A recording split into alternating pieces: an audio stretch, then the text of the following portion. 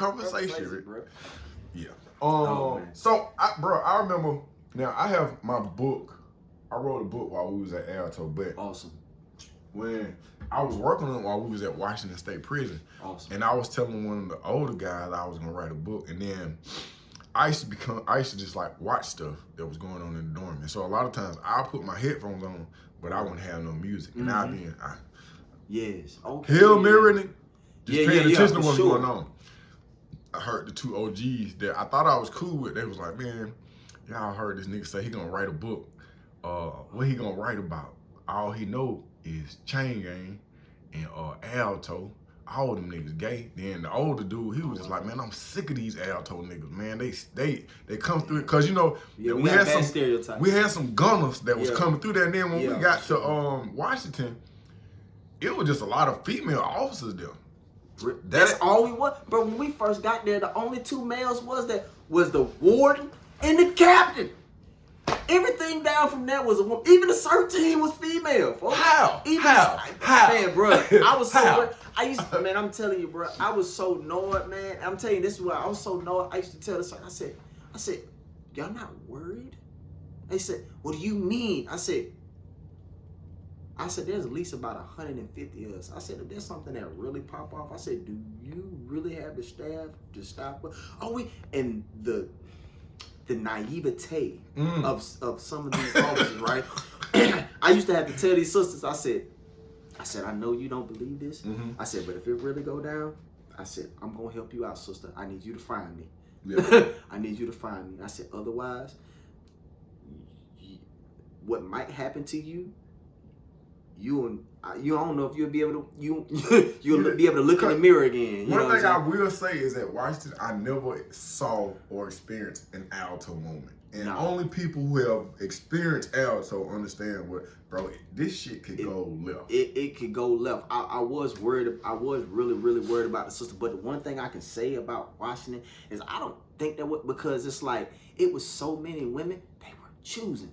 So it's like you wouldn't have to take nothing, right? I've had some officers, right? I remember there was this one officer named Demon, Officer Demon, and she was not attractive, right? A little slim thing, right? I mean, she came in and she literally told me, she like, why don't you do like the other guys and open up the curtain and I said, I don't do that. I said, look at man, and this is my biggest thing. I told her, I said, I'm gonna be honest with you. I said, Queen, I said, I don't jack off you.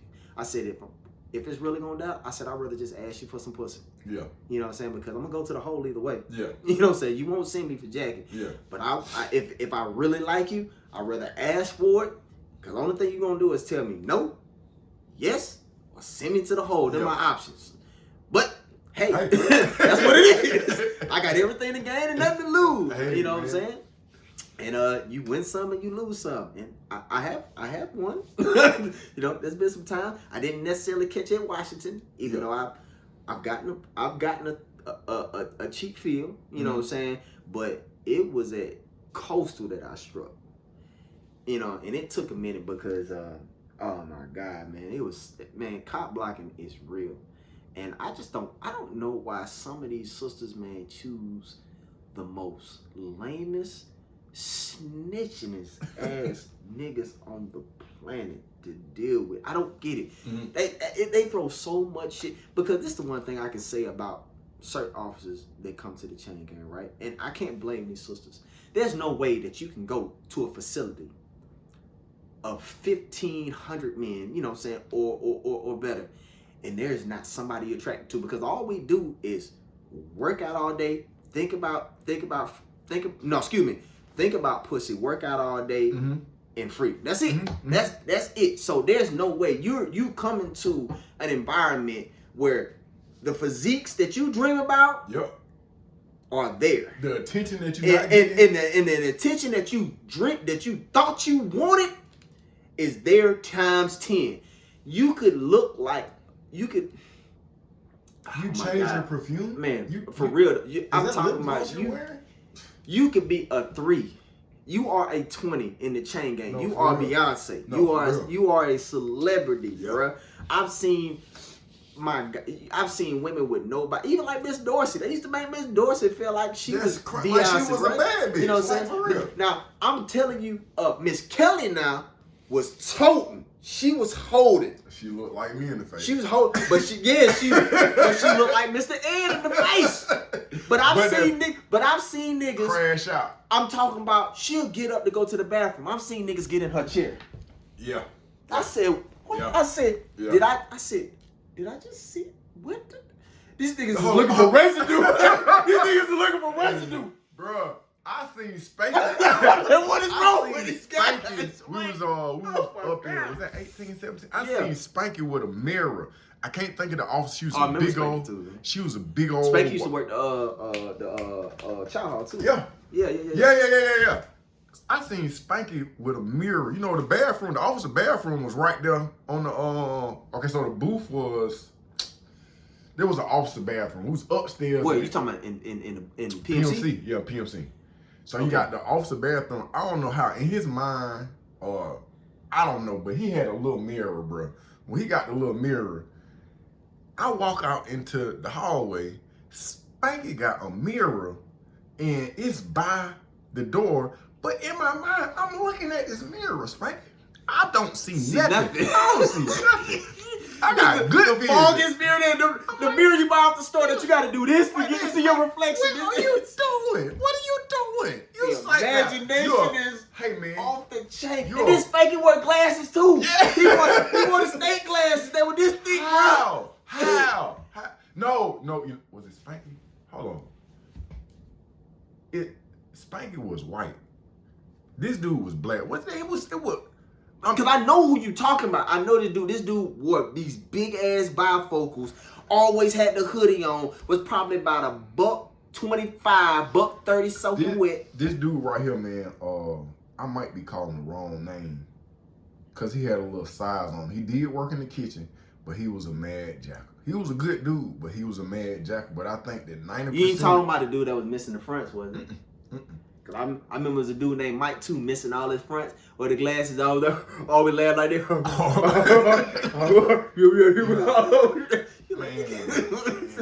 Okay, so now we leaving Alto because okay. We in Washington. We're in Washington.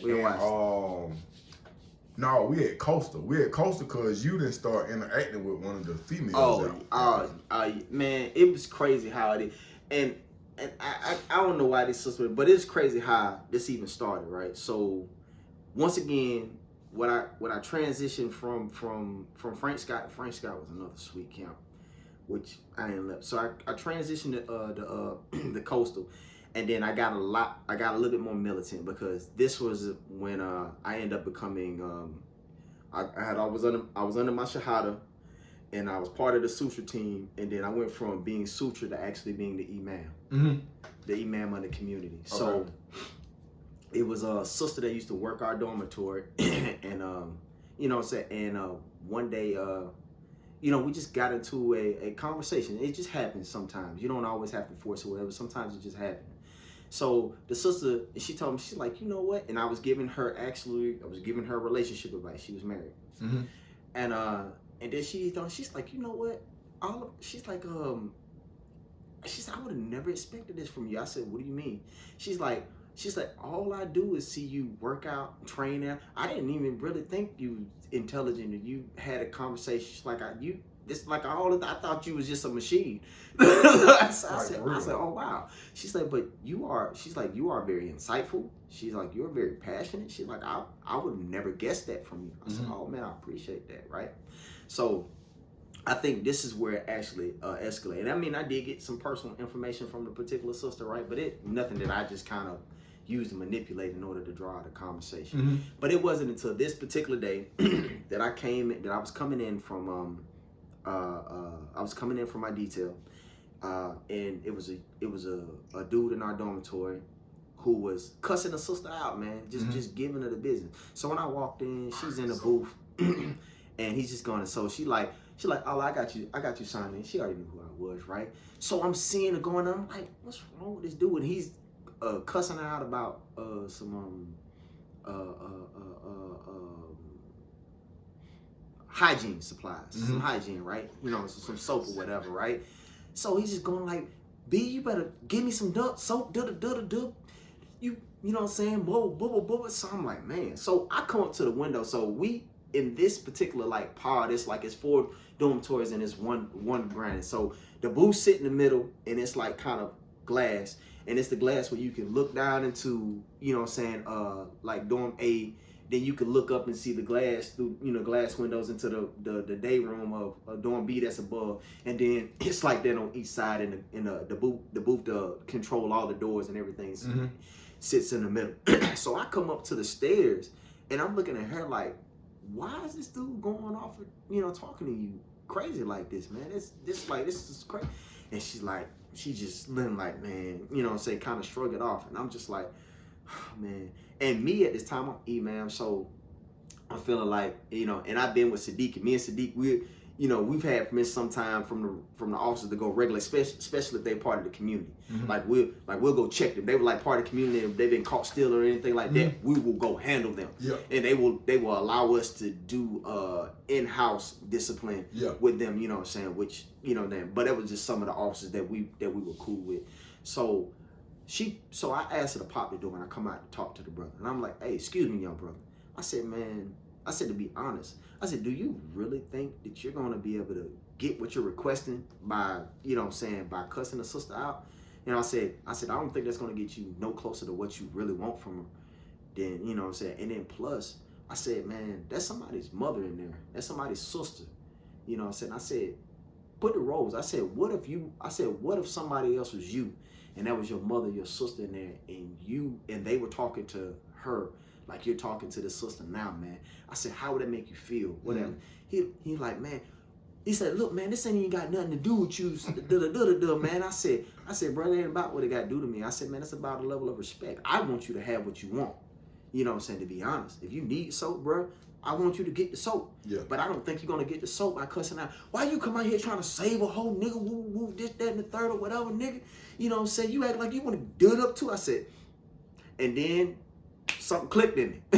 So it stopped being about the sister, and it started being like, so what did you say you was gonna do?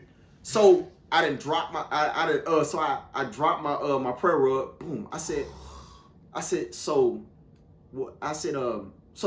now we having a conversation. Yeah. So what you think you want to do to me? So he's like, he automatically drops to start it, because of course I'm already still known at Coastal, which a repetition has followed me from Frank Scott. Yeah. That all I do is train, whoop ass take names. Yeah. You know what I'm saying? And we have been handling folks on compound, me and Sadiq, about, you know, in the community. So I've already got a little repetition for myself at this time, right?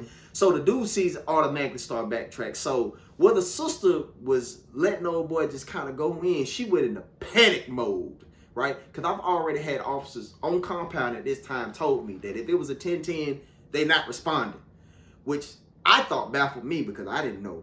I wouldn't thought that I was that bad, but you know what I'm saying, on the compound or whatever. But apparently something had went around. So the sister automatically going to panic mode. She like, gets the keys.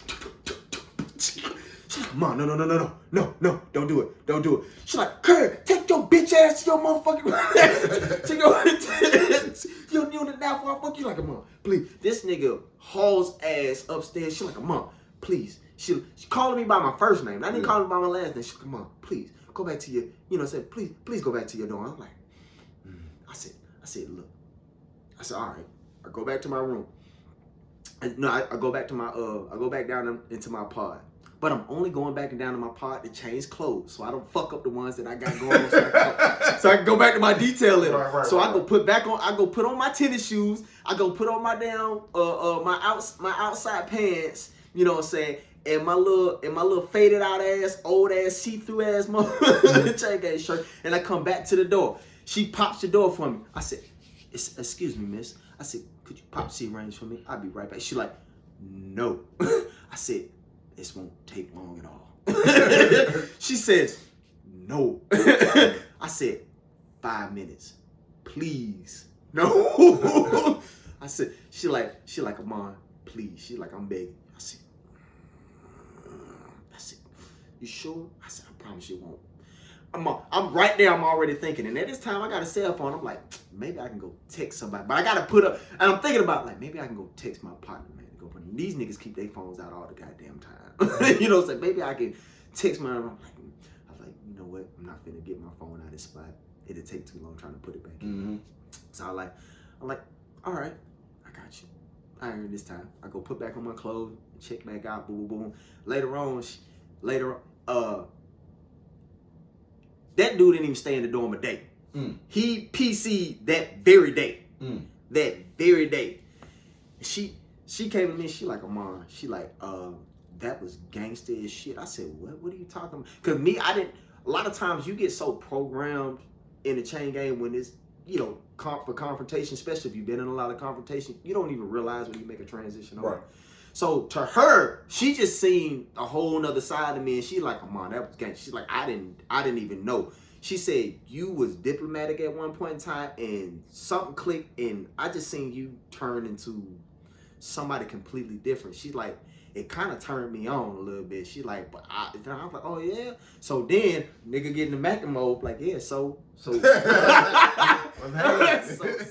good? You know what I'm saying? So now we really kicking it and things of that nature, right? And I'm getting really personal about it. So, and this the catch-22 that comes is that a week later, so as this week is going through, next thing you know it, I'm hearing that the warden is looking for me. So I'm like, what? The warden looking for me? So at this time, I'm getting closer to the end of my time or whatever. So I'm thinking, and I've applied for a transitional center. So I'm like, maybe, you know, they're doing it because other than that, I don't have any disciplinary things of that nature, whatever. And I'm in a good detail. You know what I'm saying? There's nothing but, you know, good things. So I'm like, he can't be looking for me anything bad, right? So it's been times where I've gone looking for him, you know what I'm saying? Right. I'm like, hey, you know what I'm saying? I tell him all detail also. I'm like, hey man, the word is da-da-da-da-da. You know, or I ask the CERT team like, well, I mean, you heard your name. You know what I'm saying? So at the end of the week, man, they finally come get me. So they like, so the CERT team come get me off my detail. They draw, you know, and they take me up, to see the warden, right? So when I go upstairs to go to the warden's office, I see the particular officer sitting outside front. Right? And when I see her, I just see her, like, she just shaking her head. She's just like, I said, So I'm already peeping game what this might be. So I go into this office. So when I go into this office, and the warden's like, how you doing? You know, saying, Mr. Alton, you know, say, you want to have a seat? I said, I can stand, sir. He said, well, take a seat for me. I said, all right. So the head of the CERT team officer sitting right there. He said, do you know what you're here for? I said, really? I said, is it, I said, I know I applied for a transitional center. I said, is it that? He said, no, it's that. I said, well, like that. I have no idea. He's like, you sure you don't know what you're here for? I said, do you want me to take a wild guess? He said, sure, why not? I said, do you think you think I'm bringing in the dope or something like that? He said, no. It's like, well, I have no clue. I'm like, I'm just as clueless. I'm like, I'm waiting for you to tell me. So he says, hey, do you know such and such officer? I said, yeah, I'm aware of such, you know, one of our better officers, man. You know, she's efficient. You know, we don't have any problems out of her. He said, have y'all been having a lot of conversations? Y'all talk a lot? I said, no more than any other inmate. You know what I'm saying? Sign me out in my dorm. You know what I'm saying? You know, if I need hygiene or things of that nature, I'll come to her or whatever. Or, you know, me and I don't really have too many problems. You know what I'm saying? I'm pretty, you know, to myself. So, you know, she's like, I've been hearing y'all been having some deep conversations. I said, that sister go home every day. What the hell she want to talk to me about? I said, well, what would she want to talk to me about? He said, so he has like this little disc in his hand, right? And he said, well, what if I said that, you know, I hear you and my officers been talking inappropriately. He said, what if I told you that I got y'all on videotape talking inappropriately, right? I said, you don't have me on any recording on anything talking inappropriately. He said, you sure about that? I said, I'm positive. I said, I know for a fact. So the CERT team was looking at him and looking at me like, he's like, shit, the CERT team like, I'm convinced, stop. If you got something I don't know, you didn't get. So he tried to boo me. It didn't. Right. You know what I'm saying? It didn't happen, right? And even if it did, I wouldn't tell on a sister to save my life. Fuck no. Why? Right. You know what I'm saying? Even if I go to the block is just another part of the chain gang. I'm doing my time whenever I'm doing my time. That's why I don't understand about why some of these niggas be telling, right? You know, you lose more snitching than you do in this particular situation. Right. You lose more snitching than you do that because they're still gonna lock you up. They're still gonna do whatever. This, that, and the 30. So it don't even really make any sense for you to be telling. You know what I'm saying? If you got a plug like that, that's just game from whoever in the chain gang if you get a chance.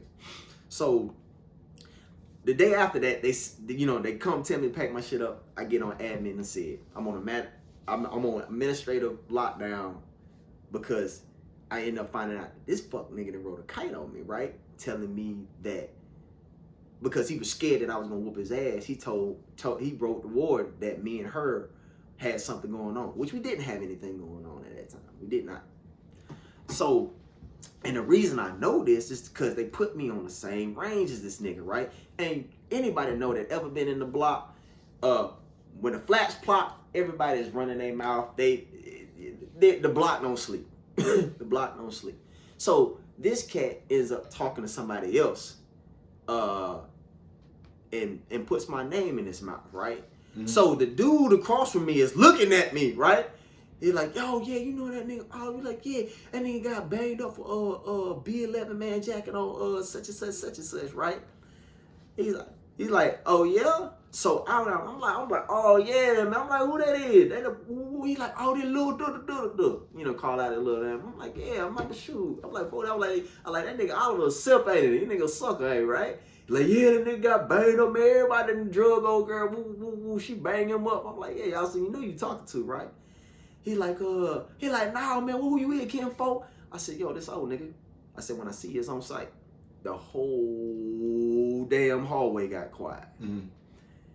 And for the next week and a half, I spent trying to convince the CERT team that on our yard call, where they put us on there, to put me in and say, I tried to be that nigga homeboy from our same block and everything. He would not. He would not. But they would put me and my Muslim brother in the same cage together, and he would allow us to go at it. We would spar, tear that damn cage down. But they would not put me. I tried to get everybody that I knew on the CERT team, man. And every time I asked them what the hell I was in the block for, they wouldn't tell me. How long did you end up staying? I think I stayed about almost a month on admin and said before the CERT team finally got out, like, oh, come package stuff, man. We don't have anything on you, bro. We don't. Somebody pulled some strays somewhere, and they sent us. So when I did, I ended up going back to my old dormitory, of course, you know what I'm saying, end up reassuming. And at this time, matter of fact, I was on the suture team. I wasn't EMAM at that time. When I came out, the EMAM ended up getting transferred, and then I end up becoming the EMAM. And then that's when me and the sister got a lot closer after I got out the block, because I kept it 100. Right. And she knew you would stay silent. And she knew I would stay silent. So let's do this. So now I'm going to teleport to a couple of years later, because when I heard from a little birdie that at some point in time during your freedom, you was married or was in a relationship with not one woman, but two women.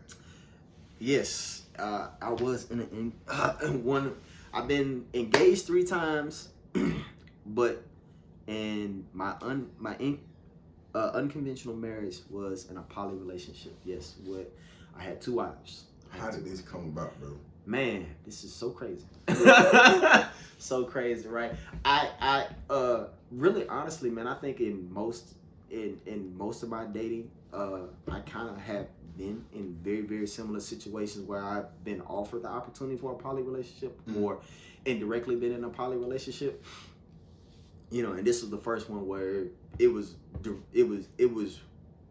direct that everybody accepted each other. But this particular case, I always tell people, man, when you are trying to do the right thing, it is extremely difficult in order to be able to maintain a relationship. Okay. And I don't know why there are certain sisters that just seem to mesh better and respond better to traumatic behavior and toxic behavior than necessarily when somebody's trying to go all out for them. Because how I started this relationship, I was you know what I'm saying, I was kind of in the wrong. So the first sister I met at a friend of mine's wedding. All right. You know what I'm saying? She was a sister from Jersey, and you know, we met and we just had great chemistry. You know what I'm saying? Who approached who? I think she said something semi-flirtatious, and I ate it up, and she didn't. And she, you know, said it had caught off guard, and I'm just like, hey. Matter of fact, I'll tell you what she said, man. So she came out of the restroom. We was moving tables around and things of that nature. And at this time, this is at the time I was in a boot because I tore my Achilles. Mm-hmm. But I'm still just tossing stuff around, things of that nature, whatever. So I'm helping moving tables. So she comes out in you know, waist training things, and then she's like, dang, man. She's like, but it was hell, man. I needed some help. I said, well, shit. She's like, man. I said, well, if you need some help taking it off, Queen, I said, you just let me know. She's like, all right, watch yourself. I said, no, you watch yourself. Okay then. She said, you must like tall. She said, you must like tall, climbing trees, because she was a little bit taller than me. I said, my middle name Tarzan. So she's like, oh, you one of them type. I said, yes, I am. So she just smiled, right? So she just smiled, ate it up, right? Didn't know that she was talking about me, and then she was already best friends. She was best friends to, this was actually a gay wedding. This is one of my friends who I knew from school, from high school. He was gay before I got locked up, and he was getting married to another man. So she was the groom's best friend. Okay. So I did not know they had a close relationship. I just thought she might have been one of the bridesmaids, but she was close. So I didn't know she had already had information about me prior, but she didn't know exactly who I was. Oh. But she had heard about me. Right. But she did not have a face to the name. Right. Right. So as things go on, man, we end up clicking, you know what I'm saying, having a good time at the wedding, you know what I'm saying, even shared some intimate moments, nothing sexual or whatever, man, but it was a little touchy, feel like I might have got a glance more. Even that night, when I spent the night at my best friend's house, man, while we were still getting to know each other, they ended up shooting out. They ended up having a shootout at my best friend's apartments, right? And his car ends up getting shot up. So in the middle of the night, when they were shooting, my first response was to shield the sister. I literally threw my body over top of hers, you know what I'm saying, to keep private. So, you know what I'm saying, and I don't know if she probably won't remember that, all the shit that I done did for her. Man. It's easy for women to only remember certain aspects. Mm-hmm. So just from then on out, man, we just had good chemistry, even with the distance or whatever. So me and her really didn't intimately connect until she came back, but we had phone conversations throughout those whole little 2-3 months before she ended up coming back down, and we end up making a connection. So me and this sister talked for probably about a year, long distance, seeing each other, me going up there, her coming down here, things of that nature, whatever. But you know, me giving that I have had experience in the penal system, I was cool with a long distance relationship because I'm used to not having to always physically interact with my significant other, and I can have that level of commitment. If I tell you that you the only one, I'm kicking it when I'm to the point where even while we were talking, I've had one of my exes try to come on to me, literally walk to my house, you know what I'm saying, while we was having a conversation, and I needed to hurry up and go somewhere. And I jumped in the shower real quick because I was in a hurry, and I thought I was just going to talk to her. We were going to have a conversation. She got naked. And wanted to get down. And literally, I told her no, man. I put the sister out naked. My partner didn't believe me, man. He's like, you put that pussy out your house? He's like, nigga, what is wrong with you? Yeah. You should have just showed up late. I said, man. I mean, you know, me and T had been talking. I said, like, he's like, and you know what I'm saying? He said, well, you didn't put it out. I said, man, I promise. He said, well, you better than me. So, but there was things that I had asked of her because she was showing certain behaviors of insecurity. And I'm just like, man, maybe you're really not ready as much as you think you are. And I said, man, before we really, really move on to these things that you say you want, I mean, there's certain things that I need from you. So she was getting everything that she wanted, you know, saying, because I wanted to make her feel secure in the relationship. But it got to a point where then I asked her again, I'm like, are you, willing to do these things that I'm asking you? And of course she got mad, and I'm just like, you know what? I'm not finna do this. I set a boundary, and I'm like, look, I wish you the best of luck in any of your relationship endeavors. I said, man, but I think this is where we part ways because I know what I needed from you. I gave you time to give it to me. And if you're getting what you need, but you can't give me what I need, then that just means that you're not ready. And I'm not gonna sit here and be deprived and not feel secure in a relationship, you know, in any relationship at that, right? So I broke up with her. You know what I'm saying? So when I broke up with her, I ended up meeting another sister that I had met before through another mutual acquaintance. So how I met her, she ends up just randomly texting me, and she was an attractive sister. I was attracted to her then, but I do poetry, I do spoken word. So she was hosting a show, and it was in an erotic setting, and she like, look, you ready to perform? I'm like, well, shit, I guess. You know what I'm saying? So when I came off the road, I did one of the shows for her, and me and her met back up, we had good chemistry because we found out we had a lot of things in common. And it just kind of fell into place, and me and her started talking. So as I was getting to know this sister, we never made anything official. She had already told me that. She's like, look, I'm poly. You know what I'm saying? She like, my last marriage, you know what I'm saying, was a poly relationship. My husband had so many wives, things of that nature. So she like, I'm cool with you having a, you know what I'm saying, if you knocking off somebody like this. She's like, just be honest with me, right? You know what I'm saying? I just need you to just be honest with me. I'm like, okay. But me in my mind, I'm just like, women say that, you know what I'm saying, but rarely mean it, you know what I'm saying? So, you know, Tia ends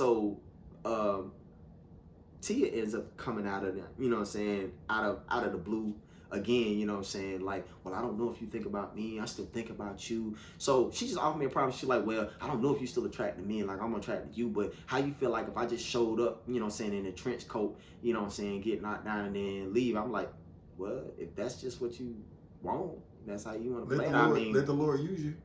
You know what I'm saying? I guess I'm cool with that.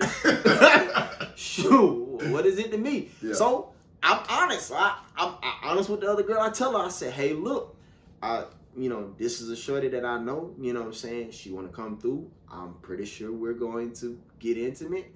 And, you know what I'm saying? And she like, okay, cool. I'll find something else to do that weekend. This what the other sister told me, man. The one that said she was probably, I said, wasn't expecting that. That they called me a little hard, but this is different. No, all right, know what you signed up for. So of course, the thing that planned up that was just supposed to be a spontaneous, she'll just show up to the house and things of the nature. Her friends stagned on her, didn't show up, whatever. So I ended up picking her up, and she ended up spending the night. And she ended up staying the whole weekend with me, right? Which was not planned. And we ended up, talking, really getting some things off the table, whatever. And she just kind of expressed to me what she was. So we started talking again, and it just almost like we picked up where we left off. But for me, it was hard for me to take her as serious, because I just felt like, because I've had so much experience with women where they will, once they feel like they're at fault, they'll do what you ask until they feel that you're comfortable enough again, and then they'll go back doing what they're used to doing, right? And I've hated that. This is why I need you on my new channel, the one that's strictly about relationships. Yeah. Go ahead. Yeah. Preach. So I was just waiting for the catch-22 with her, right? At the same time, it was hard for me to take the other sister serious, because I guess the insecurities that she had from her poly relationship that wasn't healthy, she wanted to do menagerie, where she wanted two men at the same time. So me, at the time, man, she was attractive. I'm like, well, I mean, I don't mind playing a side nigga, but there's difference if I am your dude. You know what I'm saying? If you're talking about this to be a full-fledged relationship, my woman gets certain privileges. You know what I'm saying? But if I'm having to share you, you don't get those privileges. The only thing I'm doing is dropping off some beanie. We having a good time, and you can do whatever. And I just know that I need to wear 2 rubbers and some duct tape anytime I see you.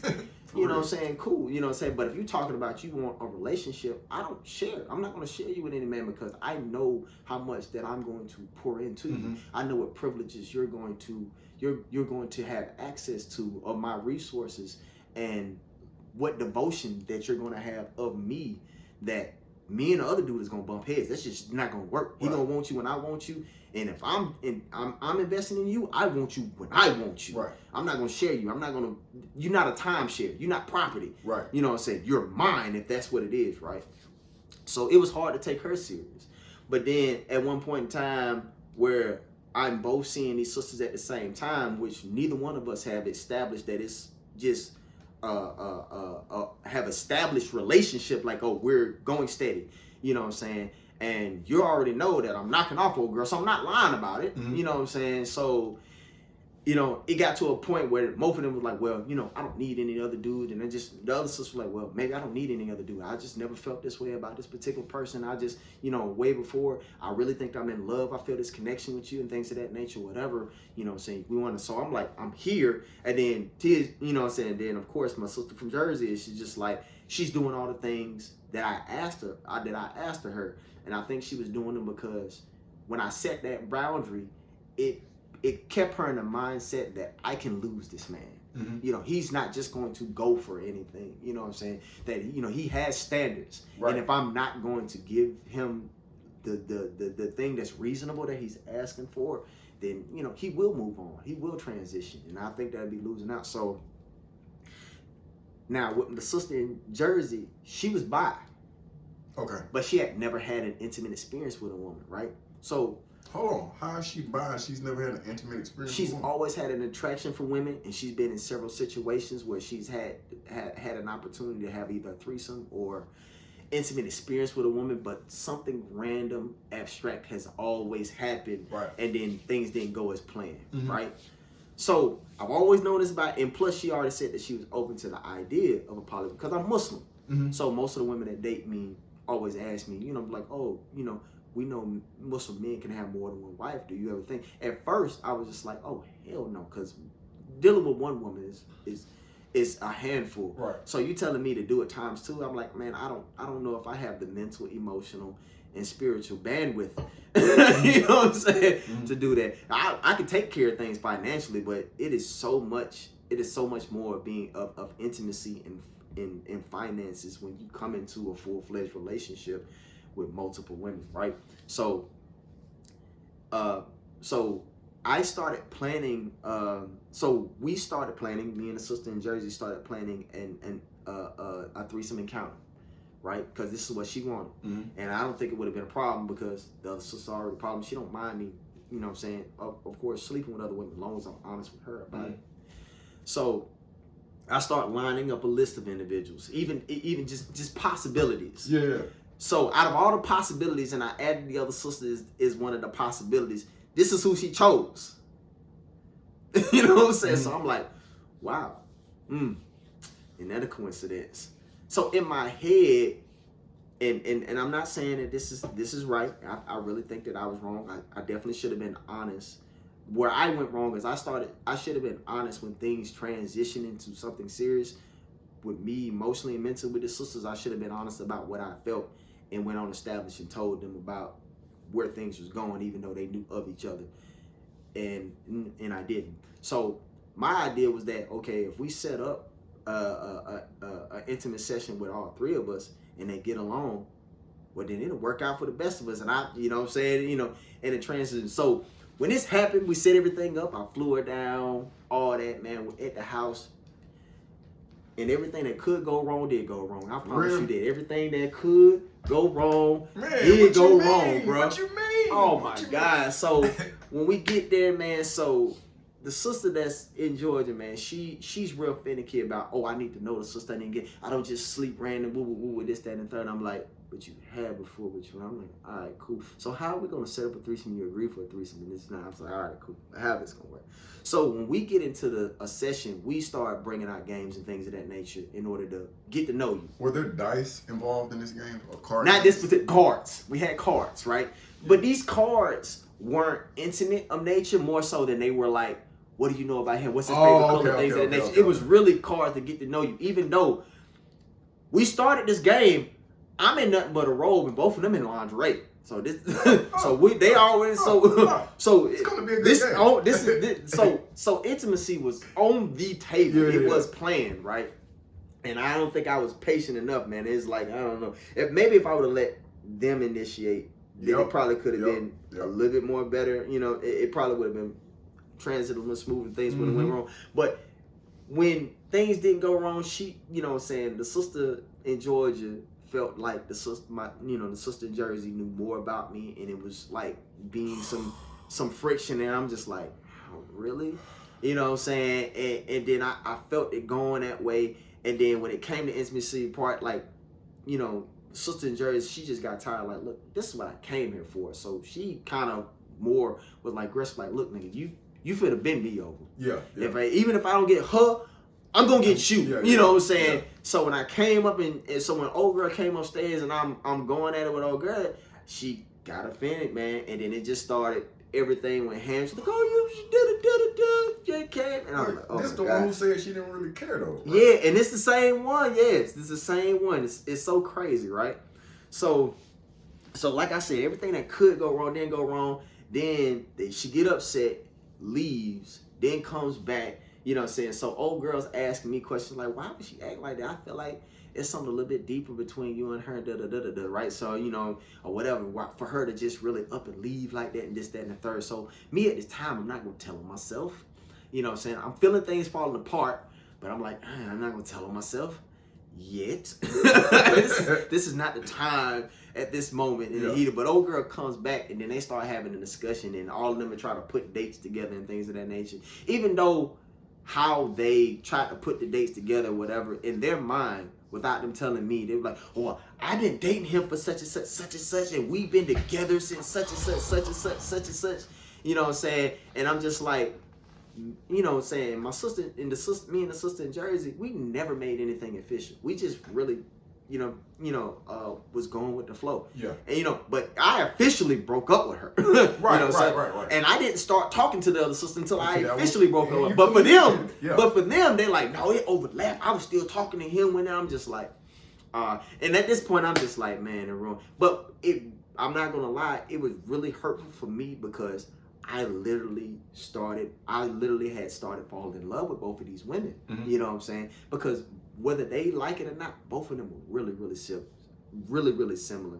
Even though they didn't favor each other. So one was my mini-me, and then one was a little taller than me. You know what I'm saying? One thick, short and thick, and one was tall and thick. So, and you've seen you like them thick? I do. I do. I like a little medium. We don't quite get plus power, but I like hips. I like hips, thighs, and but I do. So, but they're very, very caring women. Mm-hmm. They're very sweet. They're very loving. They have big hearts, and I've seen how they are with their kids, and that's the thing that attracted me because I don't have any kids myself. Mm-hmm. So it's always been my ambition to start a family. So when I see those qualities in a woman, you know what I'm saying, I'm just like, okay, they're always going to cater to the masculine, the masculine in me. Mm-hmm. Those are the ideal characteristics that I'm looking in a woman and qualities that I'm looking for in a woman, and I've seen them in both of them. So like I said, everything that could go wrong did go wrong. So when my sister in Georgia, she left, you know what I'm saying, stormed off. And she called, she finally calmed down a little bit or whatever, and she was just like, I just couldn't believe. Then she's like, but, I guess it was just too, and really, honestly, I think she just put me on a pedestal that was just too high. I think a lot of women, when they date me, put me on a high pedestal because I'm very romantic. I pour into them. I'm very passionate. I'm very chivalrous. You know what I'm saying? A lot of those things a lot of those qualities that you don't find in the average guy now, I've mastered those from prison.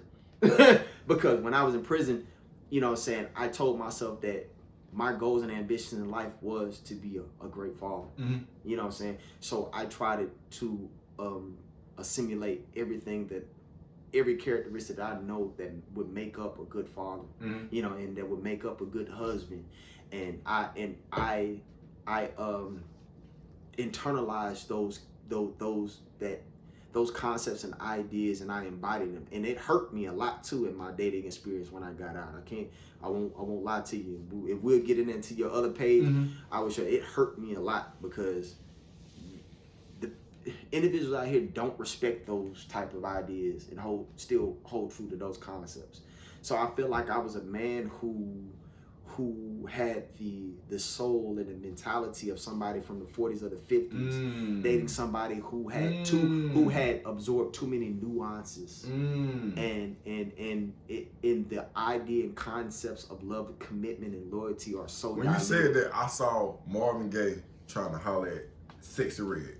Exactly. I really feel like I think that's an excellent analogy. Excellent. So, like I said, everything that could go wrong. And so when she left, she stormed off. I'm left in the house with a steaming hot, other significant other, right? So she's mad, so I can tell she's mad, and I'm just like, I don't know what to do. I'm like, I don't know if this is gonna be confrontational, I don't know, whatever, or we're gonna have a daughter, she's just gonna yell at me or whatever. So she was quiet most of the night. And then, we had a conversation, and she like, you know what, Amon? She said, I'm gonna be honest with you. She's like, I'm hurt. I feel like you put me through something that my ex put me through, and I think I'm reliving a little bit of trauma. She said, but I know the man that you are, and I've always respected that man. She said, so I think this is one of those situations where I generally feel like I'm gonna take this, I'm gonna blame your head and not your heart, because you never really experienced this, and you didn't really meant for this to happen, and you got caught up and didn't know what to do. She's like, I can respect that, right? So we went to sleep on him, slept beside the bed. Next thing you know, I rolled over the next morning. She's like, come on, you up? And I'm like, of course. I probably didn't go to sleep. She like, and part of my friend, she like, come fuck me. I'm like, so I look on my shoulder like, did she just say what I thought she'd say? So it's like, I didn't ask twice. I just went in there and I performed, you know what I'm saying? And of course I made the bed because I didn't know if it was gonna be my last. So I tore up, and then afterwards she looked and she like, look, Amon. She like, I'm not gonna lie. She said, I love you. She said, I love you. I care about you, and I don't know it, and I want to move forward with you. And she said, I want to move forward with you, even if that means that she's a part of it. And of course I was speechless. I had never. I'm like, huh? I'm like, are you serious? Like, this is Georgia you talking to, or this is Jersey? This is just the Jersey sister. Okay. This is the Jersey sister who stayed at my house because she's from out of town. Right. The Georgia sister, she went to our house, right? Yeah. So, so I'm looking at her and I'm baffled. My jaw's on the phone. I'm like, you for real? She like, yeah. She like, I'm for real. She like, I care about you. I love you. I want to move forward. I think I could see this dynamic we've already talked about, kind of a poly situation, what I'm saying, or it being having a sister wife and things of that nature. She like, so I can't expect it, and I already knew that you was attracted to the sister, so I knew that if there was something going on, that she was the one that you were being intimate with. I said, wow. So, of course, later that day I called the other one. I'm just like, hey, look, well, this is what it is. And I just talked to the sister in Jersey, and she says that she wants to move forward, and she says she wants to move forward, even if that means all of us transitioning forward together. And, what I'm saying, as a unit. So of course, at first she like, well, I'm poly, and I just wish you would have been honest, like, but I'm kind of upset, and I just don't know. I can't give you an answer right now, right? So I'm like, all right. I was like, that's completely understandable. Take your time. I just want to lay it on the table of what was said. Translate what was said to me.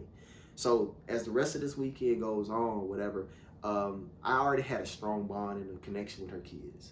So her youngest daughter ended up hurting herself, and the first thing she did was call out for me. So my girl in Jersey, she like, Amon, such and such, her herself, she's in pain, and the only person she wants to talk to most is you. And I was like, so I told my girl in Jersey, I was like, hey, look, this is the thing. The baby just sent me a picture. I got to go check on her. Right. You know what I'm saying? She like, it's the baby. I understand. Yeah. I'll be here. So I get on my bike, you know what I'm saying, and I smash over there. So I smash over there, you know what I'm saying, as soon as I don't even get through the door good before the baby sees me run, jumps in my arms, and she's glued there for the next couple hours, goes to sleep and everything in my arms. So, and while she's sleeping in my arms, me and my girl in Georgia, we're having a conversation, and she's seeing how much her kids love me, you know what I'm saying? And then I think her son ends up getting into an altercation with her brother, and then I have to end up going to the hospital. And then at the hospital, after my girl from Jersey goes back, my girl that was at the house ended up going back to Jersey. Me and her have a conversation, and then I think at the hospital is when she tells me where she wants to transition forward as a poly relationship. And that's how it started. And when I tell you at the beginning of this relationship, jumping through hoops, and I think I have used every chapter in my psychology degree that I could possibly think of to try to keep this relationship together, man. But in all honesty, man, I think both of my significant others, the only reason why they were not able to truly transition forward, because I was never the problem. Taking care of them financially was never an issue. Because I end up moving my girl in Georgia in with me, and then putting her through school, through massage therapy school. Anytime I got on a schedule necessarily when I would see my significant other in Jersey, where I would go either so many times a month. She would get she would get me on the weekends, and whatever it is, even if her car broke down or whatever, I would literally fly out to Jersey, fix her car. You know what I'm saying? Even when it came to like bills in the house, I was already paying my bills in the house. If my significant other needed me financially that was in Jersey, I would send her the money, giving them whatever she needed. You know what I'm saying? So being financially stable, I was already there with both of my significant others. So that was never an issue. Intimately was never an issue, because I could put both of my significant others to sleep at one time. I've done it before. Usually when I have them in the same house, they look at me crazy. They like, what is wrong with you? Like, look, they be tagging each other in. They like, look, girl, I ain't got time. So you guys all lived up under the same roof? We had times where we did transition. Like, we would take weeks, whether it be like vacations, or my significant other would she would have her remote. She worked remotely from home. So I had equipment at the house. I ended up buying equipment for the house too. So she would come and she would never have to lose work. So she would stay at the house, and she would either bring her son down or whatever. And we would all be under one roof. I think I can tell the audience, man, my happiest moments in my poly relationship, it was not the intimacy part, even though it was a really big ego stroke sometimes, waking up next to two beautiful women and you just be like, am I really here? Because they had a sleeping order. Like, Tia would literally, my Jersey chick would literally curl up next to me and sleep on my chest, and then Amari would hold this arm hostage and then nuzzle up next to me.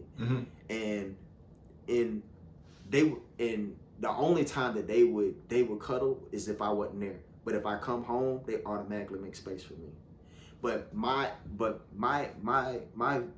most memorable and most happiest moments was that when I would wake up, I would see them gone, and then I would come downstairs and they would be doing the girl's hair. Like, I would see Tia doing, man, I'm saying that, but I would see Tia doing Taylor's hair, and I would see Amari doing Soraya's hair, and the girls would just, they're lighting up. They're like, oh my God, my second mom, she doing this. And they would just be so happy, and I'd just be like, oh my girls are happy, man. Quick question. What's the best part about living with two women? Best part?